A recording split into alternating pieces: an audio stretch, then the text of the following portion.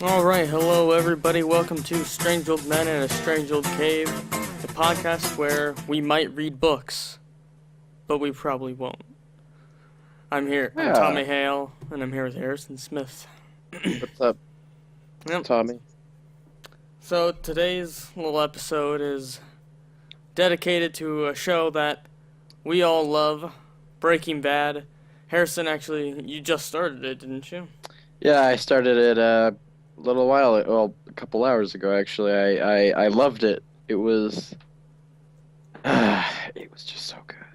I I can say a little bit more than it's so good, but I'm kind of I would need to kind of collect my thoughts. So, Tommy? Shall I stall while you Yes, collect your stall. thoughts? Exactly.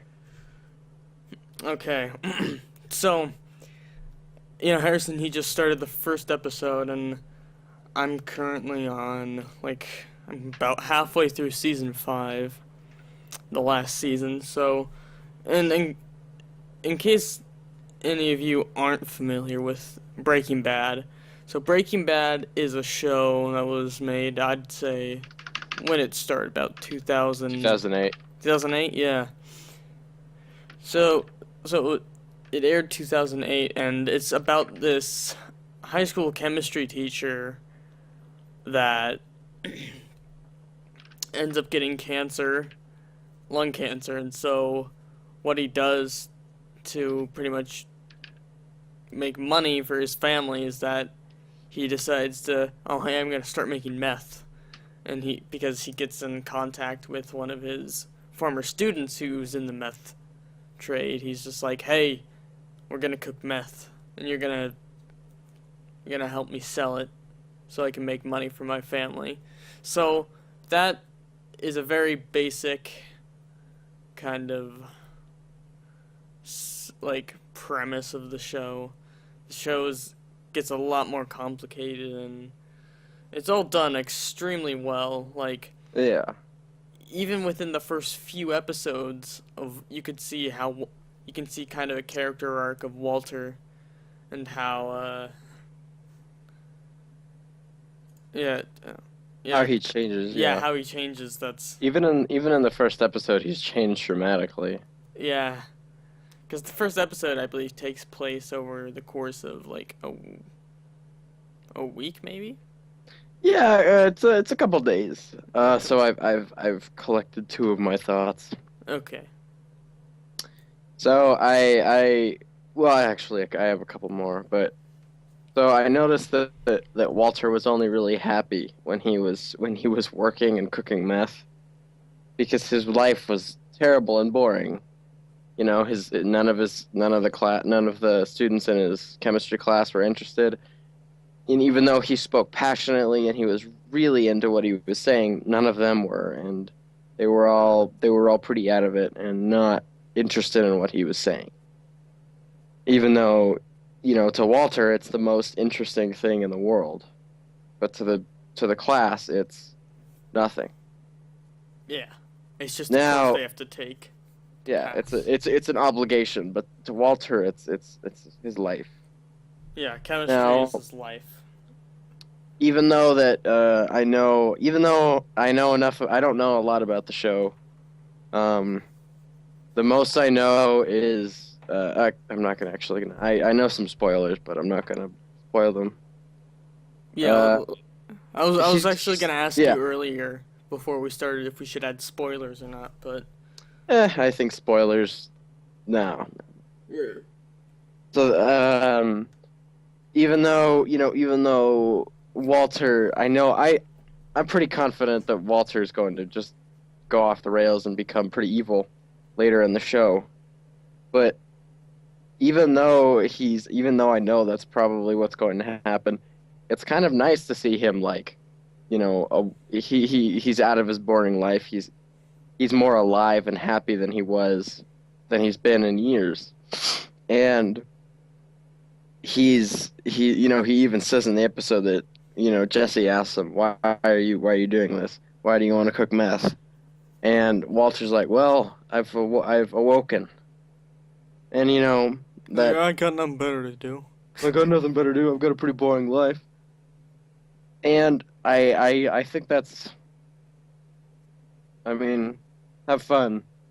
Have fun with your awokenness, Walter White. And also, I love the music. Every single song in the episode was fantastic. The first episode was Yeah. amazing. They had such a good soundtrack. Yeah, the soundtrack for Breaking Bad is just phenomenal, and it's placed in extremely well, and when it's in, it does what, soundtrack to any show or movie should do, and that is enhance the shot or enhance the Mhm. scene. And that's what I feel like the music in Breaking Bad does extremely well. You'll see that just throughout the entire series of,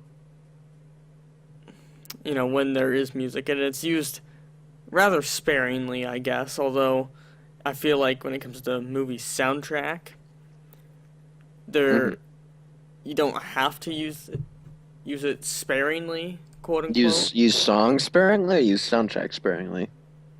Soundtrack. Mm. I mean, I feel like you don't absolutely have to, but some elements are nice used sparingly. Or maybe I just don't Mhm. know what I'm talking about. Maybe. That's also quite possible. Yeah, same here too. Anyway,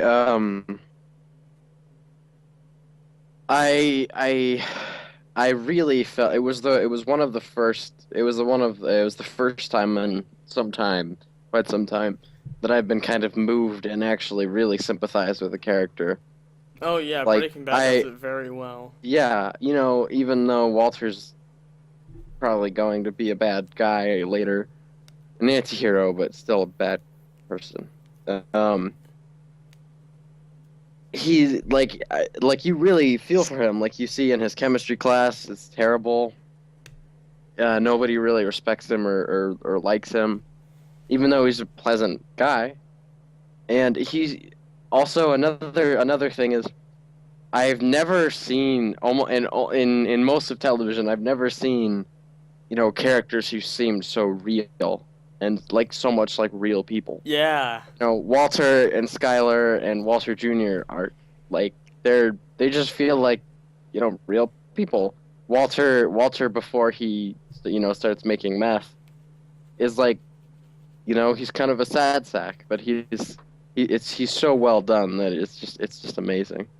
yeah, and that also I guess ties into the acting in the show, and it's Oh, honestly like probably yeah, the best on television, or yeah. was, because Well, one of the best. one of the best. It is, the acting is just so fantastic.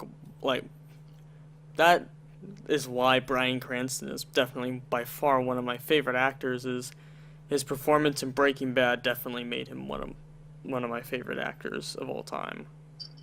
Hmm.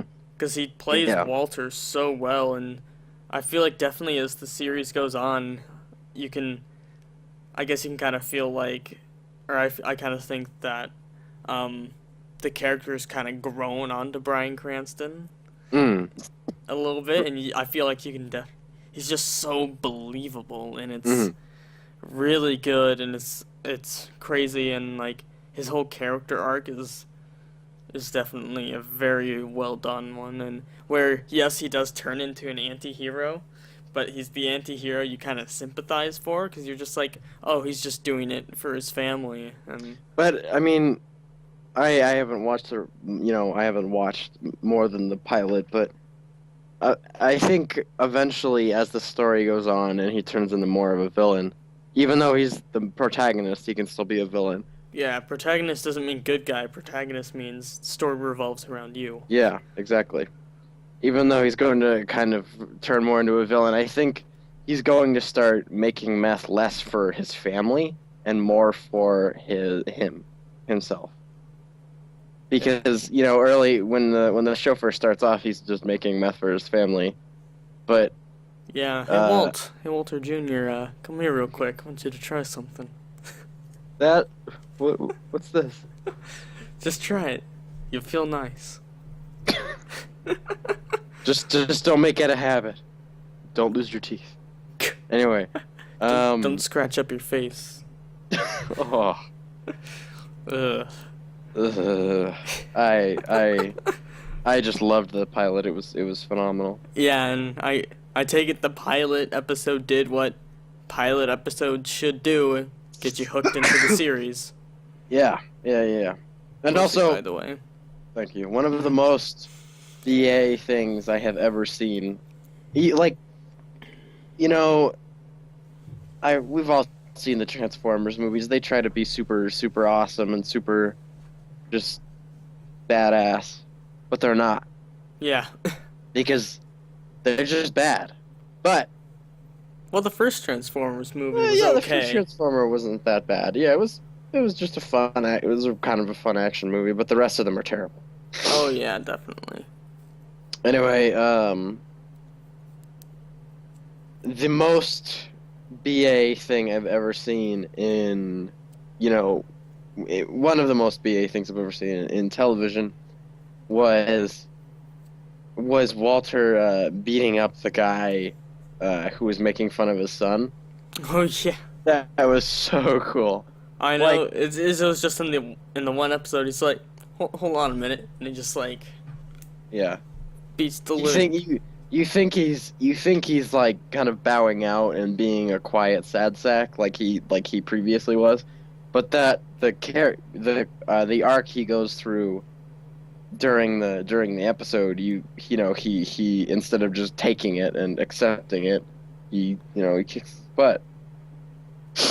Yeah, and that there's some more scenes kind of like that within at least the first season. Because I'd say by at least maybe season 3, he's definitely more of a changed person. Mm-hmm. He's kind of delved deeper into the villain kind of role. Yeah. But like another thing that's just so cool about Breaking Bad and kind of Walter's character and the story is how well, I guess like how ridiculously smart Walter is. You'll find Oh, out yeah. later, even later in the series, is that this guy is just literally a genius, Mm-hmm. ridiculously smart, and like, so his brother is a DEA agent. His brother-in-law. Yeah, brother-in-law works for the DEA, and it's insane how he pretty much is under his nose the entire season. Mm. The entire series? Or series, yeah. Not season. Okay. Because it's like, as far as I know, he never gets found out, but I'm not done with season 5. By his brother? By his brother-in-law, yeah. Mhm. So that's, and like, there's parts where you think that he's about to get found out, but he doesn't, and there's just so much tension, you're just like, oh man, is he gonna find out? Is he gonna figure out the mystery? But then it's like, A oh, Scooby-Doo style mystery. yeah, this very Scooby-Doo style mystery. Because everyone knows that Breaking Bad was actually based off of a Scooby-Doo mystery. Mm-hmm. Yeah. They take off Walter's face, and he's actually The banker. Walter Jr. The banker? I was just trying to think of something like Oh, Scooby-Doo. that he was just trying to scare people off of the amusement park, so he would Continue could making keep meth. It's like, he could continue making meth. so he can continue making meth by the Ferris wheel. Hmm. Wow. By the Ferris wheel, in the Ferris wheel. Oh yeah. Use the Ferris wheel as a giant centrifuge. And then he can go and pick up some cotton candy if he's hungry. That wouldn't be too healthy though if you only ate carnival food. Hmm. That wouldn't- Yeah, well, wouldn't making meth is not exactly healthy either. No, that's why you wear a hazmat suit. So you don't Mhm. breathe in all the chemicals. And then you go and have a salad for lunch, and it's all fine. Hmm. Yeah. Well, what else do we have to talk about? It's a good question. Mm. Um, yeah, Breaking Bad, everybody, or Watch Fixing it. Good. Yeah, Yeah. watch it. Well, watch it if you're, Well, mature enough and ready to watch it. oh Don't yeah, let your children watch it. yeah. That's I I'd know I say watched it with my parents. yeah, I'd say at least be like 15 or 16 to watch it Yeah. because where it is definitely by far one of the best shows on television. It is probably one of the most intense shows. Hmm. It can be very brutal at times. First Yeah. season doesn't. Well, shoot, no, you watched the first episode. Yeah, I watched the first episode and it was super intense. Oh yeah, especially towards the end when Yeah, they're when in the he RV. yeah, Oh, the guy's just rolling around. yeah. It Ugh. gets even more intense, like what they do with the Um, guys. I'm I'm so excited. Yeah, it is fantastic show, and it's pretty darn intense. Like, but it goes with the story. It's not like unnecessarily violent. Hmm. It fits the context of everything. Hmm. Yeah, I love Game of Thrones, but sometimes it can be pretty unnecessarily violent. I feel like in Breaking Bad, it's all within context. And kind of restrained. Yeah, because I mean, there's not shootouts every single episode. Yeah. There's there aren't even really any shootouts per se. There's like maybe one so far. Hmm. Well, Yeah. like Well, not in the first episode. no. Yeah, that's Yeah. Breaking Bad. Definitely one of the best shows on television. Mm. What are some other Yeah. good? What do you think are some other good shows? Well, I just plugged Game of Thrones. Yeah. Recently wrapped up its sixth season, and the finale to the sixth ep to season six was hands down the best episode of the show so far. So Oh, right on. yeah, unfortunately, season five had some real bad ones, and season six had a pretty not good one. But Yeah. you gotta take the bad with the good. Mhm. You can't be perfect all the time. Yeah, only when I'm watching, or else I'll Blow a gasket. blow a gasket. Yep. I Well, s- Tommy. Oh, uh, you continue. okay. Because I was gonna say, I've actually never watched Game of Thrones, but it's something that I'm interested in watching. But I'll watch it I later. well, you're a fan of The Witcher, so I would recommend reading the series and watching it maybe in tandem because the after reading 10 pages of The Witcher, the first Witcher short story collection, Yeah. I think I'm completely qualified to say that they're similar enough that if you're a fan of one, you're probably a fan of the other. Yeah, they're both. I'm currently reading through the first novel after reading both of the short story collections, which are fantastic, by the way. Hmm. Um, I'm actually about 2/3 of the way done with the The novel. yeah, the novel. But yeah, it's like a gritty fantasy. Although, well, yeah, it's gritty fantasy is to if you had to categorize it. Hmm. Although there's like, I'm not sure if this is true in Game of Thrones, but I know in The Witcher that there can be like a lot of politics involved. Yeah. Oh, well, I think my favorite chapter. Second. I'm currently re-listening for like the third or fourth time to the second Game of Thrones book, and probably the most Oh no, the first one is probably the most politics heavy book, Yeah. and it's wonderful.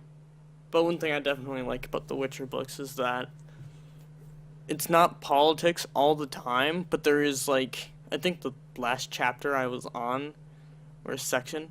It's kind of funny the chapters and the Witcher books are really long chapters. Are they? That's Yeah. probably good. Some of I slogged through the Maximum Ride series in middle school, and I thought it was awesome when I first started reading it. But then when I finished it, I realized that I had wasted, you know, a month and a half of my life, and it had like literally you would flip a page and there'd be chapter 21 on page 30, chapter 22 on page 32. Oh my gosh. I mean on page 31. Like basically chapters back to back. Like, one page is a chapter, the next page is another chapter. Terrible. Yeah, that. Although I personally like, I feel like chapters that long or feel like it's a little much, but it's like you shouldn't pay attention to like. I guess if you're tracking progress in a book, you don't track it by chapter. It's more by page number. Cause I don't know. Well, I have the book on my desk. I have like 4 books just stacked on my desk. Let's see. I'm on page like 303, I believe, out of like 390 something. Yeah, I'm like on the- 398. So, Mhm. oh, I'm a little more than halfway done, or not more, like not halfway, but the 3/4. Right now I'm on wait, what? And that's only chapter 6. No. Hmm? No. What? No. No, Tommy! What? There's a new Maximum Ride. Tommy, no. No. No. Ugh. I take it you're not a fan. Wait, no. did you read the entire series that was out? Yeah, I read the entire series in 2 months. There's 6 or 7 books, fastest I've ever read a series, and the it's about like a group of children who have like bird wings. Group of children And that have. It's like kind of like Yeah. I don't know, and Weird. the last book, every book has had a different probably Eastern European villain who wants to capture these children and enslave them or whatever. But none of that matters. There's no build up. There's no anything. The last book ends with a meteor hitting Earth and most of the population dying. All right. Yeah, yeah. That's way to go, James Patterson. You threw away all of the world building, all of the build up, all of the storytelling intrigue and the intricacies of your story. You threw a giant meteor at Earth. Good job, James Patterson. Yeah. Darn it, I had a pun, but then I forgot about it. Hmm. But like I was saying, that the Witcher book, I'm still technically on, not technically, I'm still on chapter 6, and I'm on page like 303. Of the new the Witcher book. Yeah, the Blood of Elves first novel. Yep. But one in the novel, like, I feel like the like about halfway or a certain point in the chapter, like, it'll kind of go on to something else. Like, it'll change perspectives. Oh yeah. Which I didn't know there was changing perspectives. I thought it was all from Geralt. no, it's not. Like, in the short stories, they're mainly from Geralt's perspective because it's it's a short story. It's not. Yeah. I guess it's supposed to change perspectives a lot in those. Mm-hmm. But in the novel, it doesn't even. I don't believe it even opens up with Geralt. It opens up with Dandelion. Oh, Yeah. that's cool. Dandelion's cool. His voice is a little strange though. Like Well, that's how I he kind imagine all bards. yeah. Well, he looks the part, but his voice, he kind of has a stereotypical Indian chief voice. I don't know. Like I don't really get Indian Chief from him, but I do. It's not unpleasant. Like it's a fine voice, but it's just not what you would expect from a guy no, like that. I don't know. That's just ever since I played The Witcher and whatnot. That's always how I've imagined all bards. Hmm. Just Dandelion's voice. Like in Dungeons and Dragons. That's how I tried to base my character from Hmm. Dandelion. That's how I imagined he looked and talked. Really? Yeah, that's what I imagined because I can't really imagine any other bards. Let's. What are other bards? There's got to be some other bards. Um, I don't know, Tommy. I don't know. Hmm. Bard Well, McBarterson. Bard McBarders, the most distinguished of bards. Yeah, he plays the triangle. Oh, he can play. He can play Down Under by Men at Work on the triangle and a jet turbine engine. Eh. His favorite instrument is the electric triangle, though. Whoa, that's that's quite the that's It's pretty metal. I can't even talk anymore. Well, Tommy, Shall we take a break to hear a word from our sponsor? yeah, let's take a long break in the ground. Oh, all right. Well, here's a word from our sponsor. Hey, Harrison. Hey, Tommy. So, I was out, at the store not too long ago, and I saw something that really kind of depressed me a little bit. There's What was that? so I saw the beef jerky aisle, and the jerky's just so small, you know? Ah, I hate that. I hate that. Yeah, I just hate it when the jerky's just so small, and it's like, I want my Tommy. I want my jerky to be big. well, you come to the right person. I know of a guy who makes the biggest Slim Jims in town. You can't be talking about Big Jim's Big Slim Jim store. Oh, but I am, Harrison. Wow. Well, Big Jim, Big Slim Jims come in all shapes and sizes, but they're all bigger than your standard beef jerky because he just really likes big jerky. Yeah. Mhm. Jerky. On the corner of East Cohasset and Forest Avenue. Yeah. Big Jims, Big Slim Jims. Go get 'em. Okay.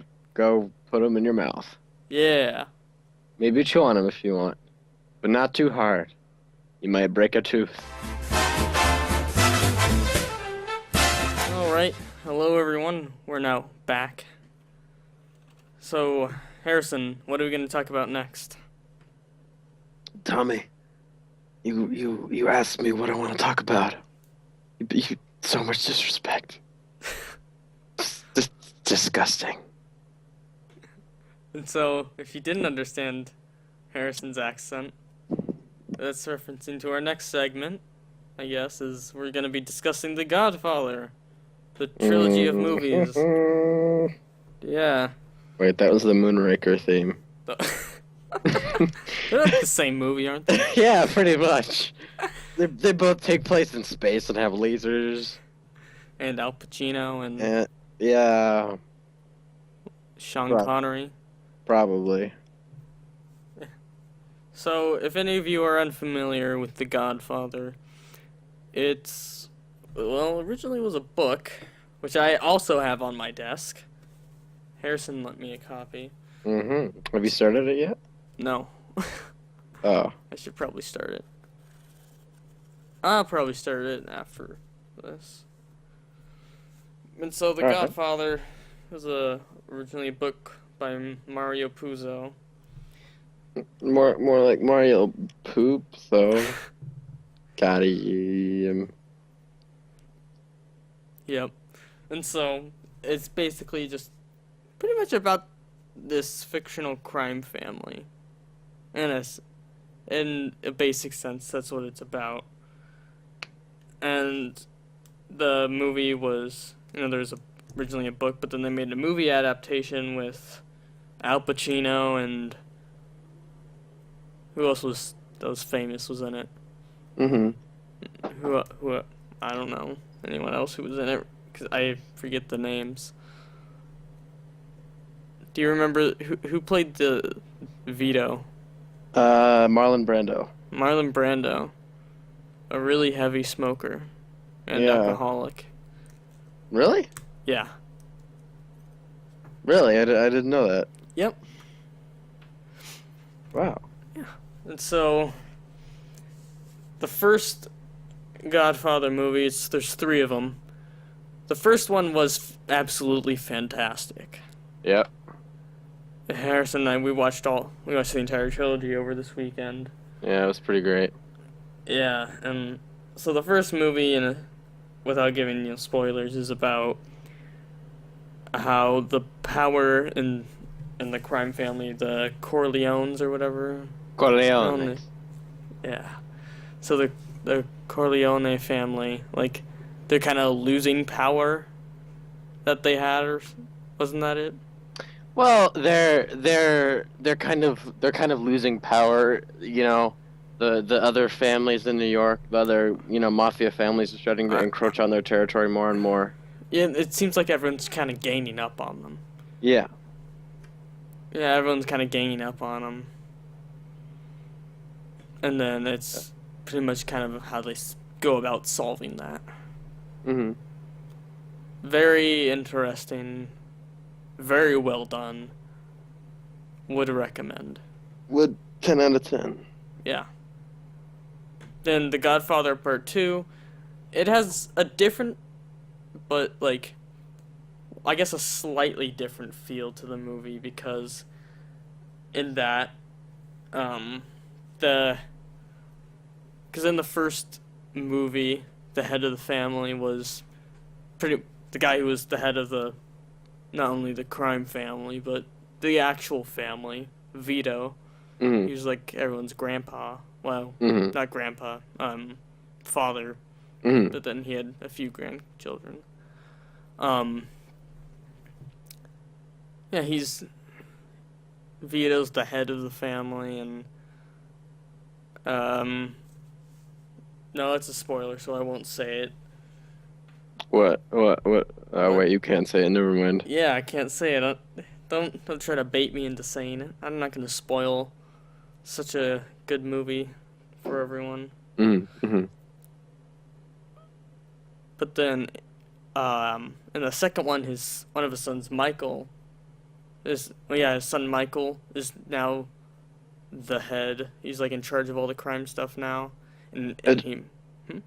Well, I was gonna say it should be noted that the first and the second half of the first and some of the second is about Michael consolidating his power and kind of gaining back the power that his family lost. Yeah, and then the other part of it is about Vito Mm-hmm. and about how his story and how he got into the crime business and actually how he got to America, because he's originally from Corleone, Sicily. Mm-hmm. So that's very interesting, and it's the longest out of the three movies. It's like almost 3.5 hours long. I would say the best though. Oh, really? Yeah, I think I like the first one because it's definitely a lot more simple than the second one and a little bit more comforting because there's more defined good guys and bad guys. Like you kind of know who the good guys and bad guys are in Even the though first they're one. all technically bad guys. Yeah, but some of them are more villainous than the others. Yeah. Now, shoot, what was I going to say? Tommy, help me. How much you liked Oh, or why you think the second Godfather movie's the best one? well, yeah, it's definitely a little bit more complex, and everybody is more gray. Like there aren't really well defined good guys and bad guys. Okay. Yeah. Yeah, I personally felt like the second Godfather movie had just a little bit of a more of a different feel to it than not completely different, but still different. But Mhm. not it's kind of like Temple of Doom different, you know? Yeah, it's a yeah.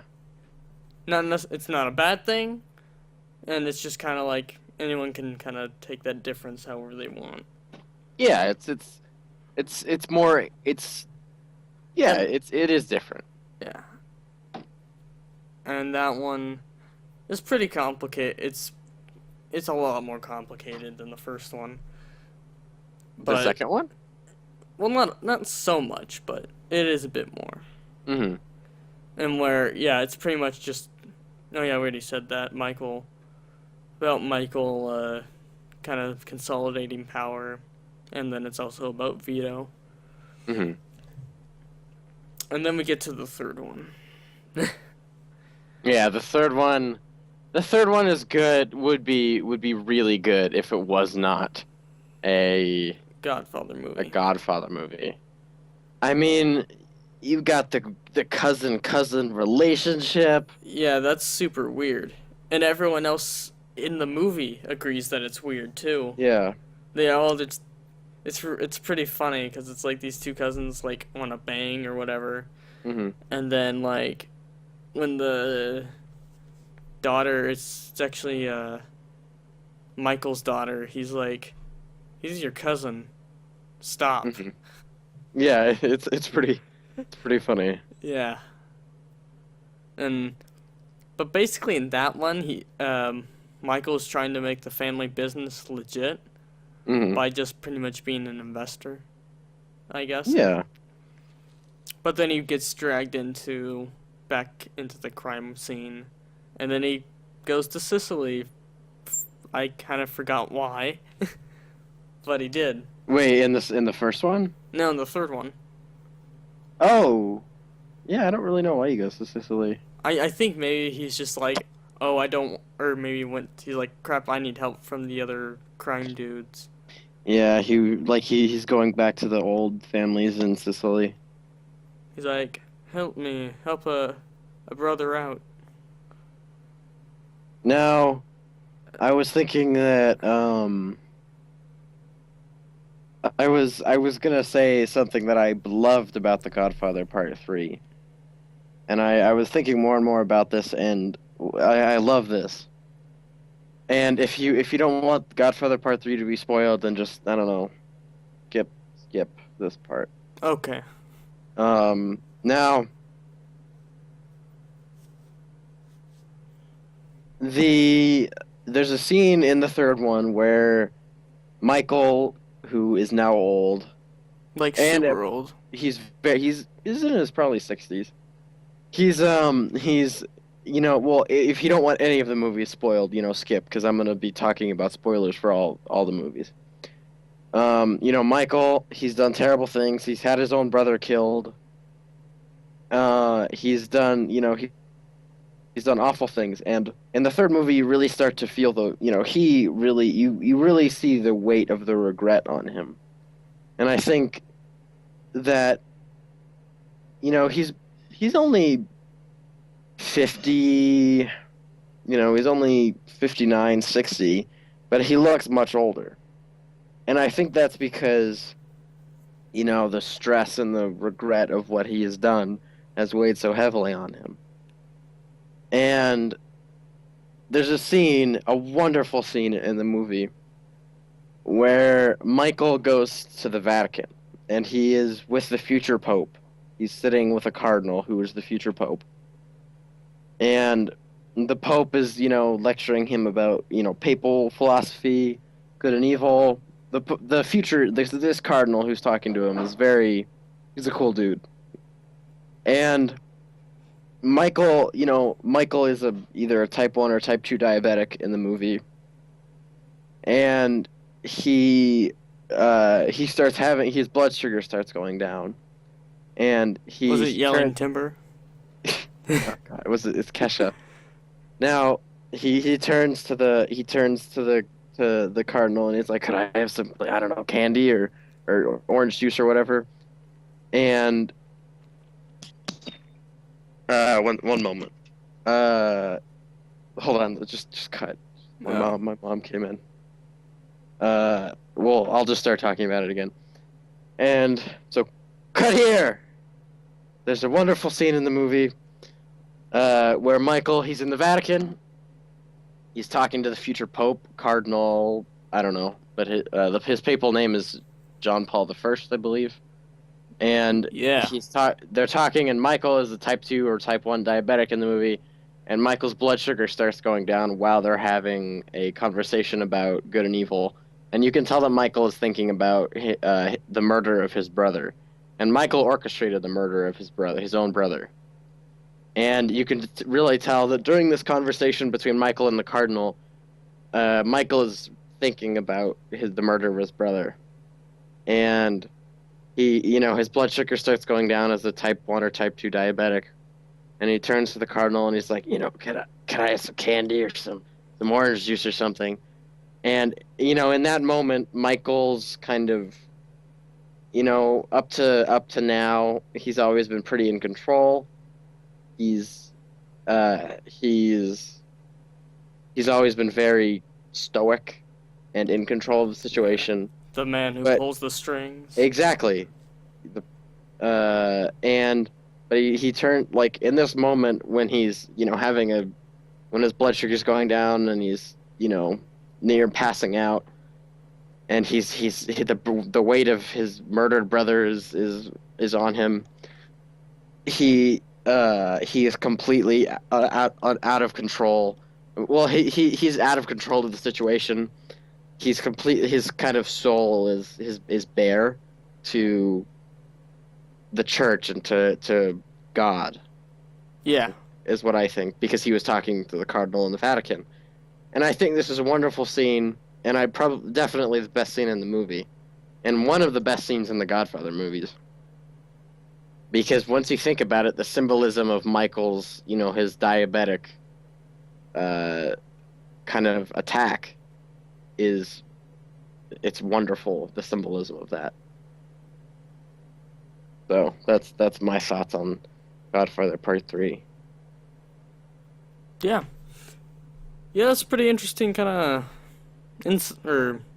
insight, I guess, into it. Because it would have taken me a while to think about that and figure it out. Hmm.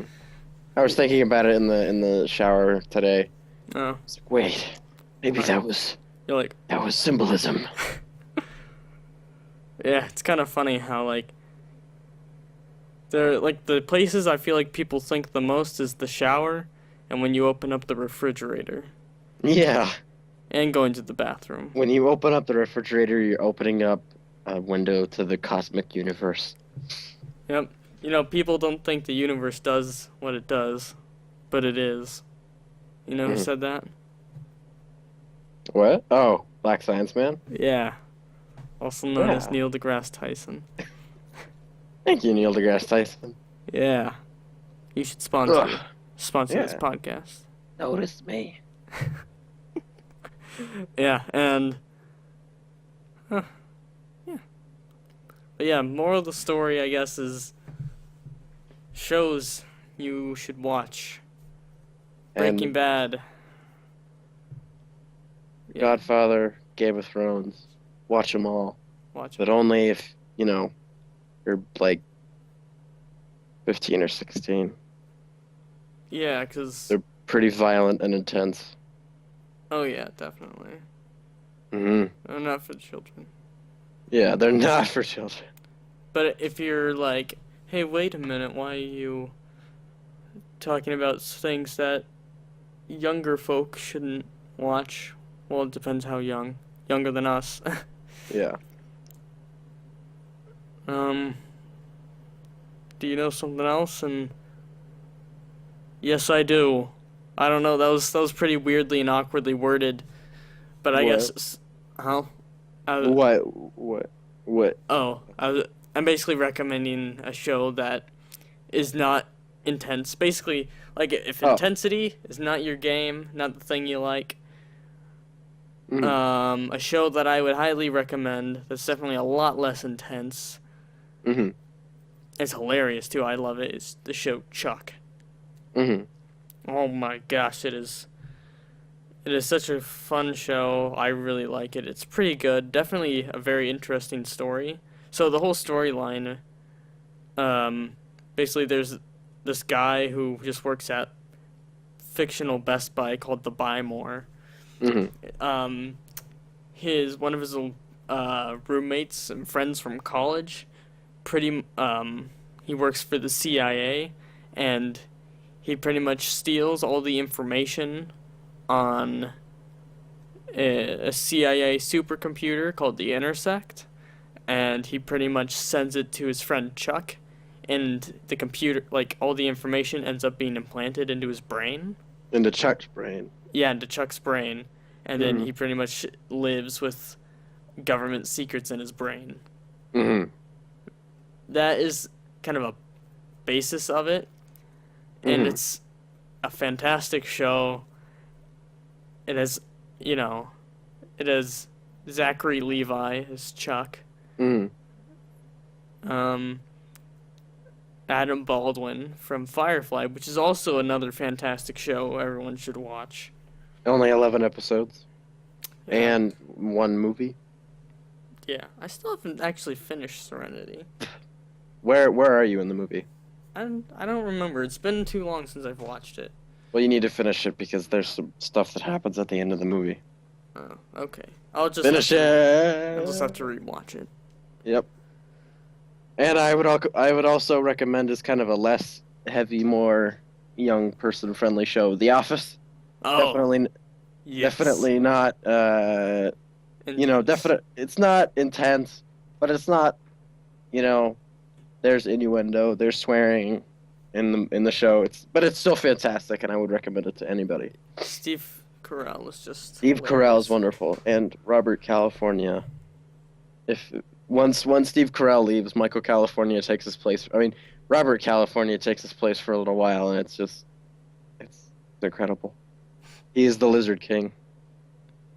Okay. I haven't seen all of The Office, so I don't understand all of the references, but I've seen a good portion of it Hmm. because of my brother and sister watching the series like 3 times. Hmm. Yeah. But that's that. So, I'd like to thank you for watching. Thank you for listening. Thank you for listening. Get it right, Tommy. Well, they might have been just staring at the screen the entire time, looking at Oh a yeah, beautifully designed logo by yeah. Squarespace. That's a joke. Okay, yeah, good. We don't have any sponsors. No. What are you talking about? Yeah, we do. Oh yeah. Oh yeah. Big gyms, space Slim gyms. Yeah, big gyms. Big Slim Jims. Yep. All right, people, go out buy Big Jim's, Big Slim Jims at the corner of Cohasset and Forest Avenue. Yeah. And But- thanks for stopping by our cave. Mm-hmm. Now we politely ask you to leave. Yeah, get out of here. We gotta be strange old men. Yeah, we can't be. We're the only strange old men in this town. Yeah. This town ain't big enough for the two of us. All right. Alright, yeah. See ya. See you later, people.